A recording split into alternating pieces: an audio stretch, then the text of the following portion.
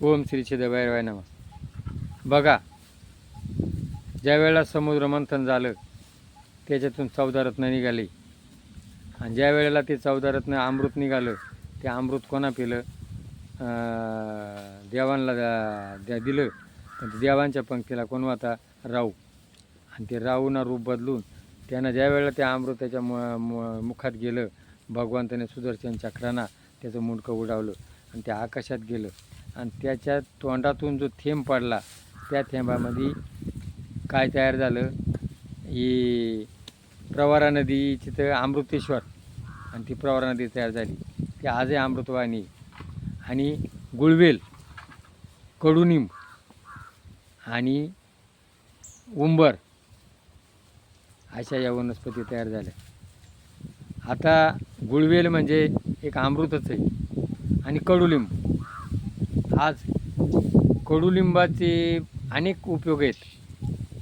कडू जर कावीळ झाली, पचनक्रिया जर बरोबर नसली तर काय होतात? कडुलिंबाचे पाने जर दररोज खाले तर पाचकशक्ती वाढती आणि शरीराची प्रतिकारशक्ती वाढते.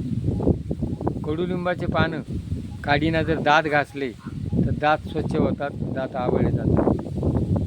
कडुलिंबाचे पानं धान्यात जर काढून ठेवले तर धान्याला कीड लागत नाही. कडुलिंबाची साल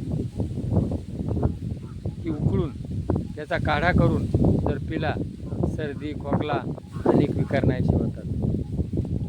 म्हणजे कडुलिंब बघा, पाडव्याच्या टायमाला कडुलिंबाची पानं धने आणि साखर एकत्र करून खातात. म्हणजे शरीरात वात पित्त कफ हे तिन्ही दोष नाश करणारी अशी बहुगुणी वनस्पती हे कडुलिंब आहे. काय कडुलिंबाचा वापर, कडुलिंबाच्या पानाचा रस जर शेतीला फवारला तर शेतीचे अनेक जीवजंतू मेले जातात. कडुलिंबाचा पाला रस करून जनावरांच्या अंगावर जर फवारला त्यांचे जंतू मेले जातात. जर काही जखम झाली, भाजलं, जखम झाली, कडुलिंबाची साल जाळून खोबऱ्यात तेल लावून त्याच्यावर जर लावलं तर ती जखम बरी होती. म्हणजे कडुलिंबाचे पानं आंघोळीत टाकून आंघोळ जर केली तर त्वचा रोज नाहीसा होतो. म्हणजे अशी बहुगुणी कडुलिंब, याचा आपण वापर करा. आपल्या जवळ आहे पण आपण तो करत नाही. कडुलिंबासारखी वनस्पती कोणतीच नाही. दुसरा गुळवेल.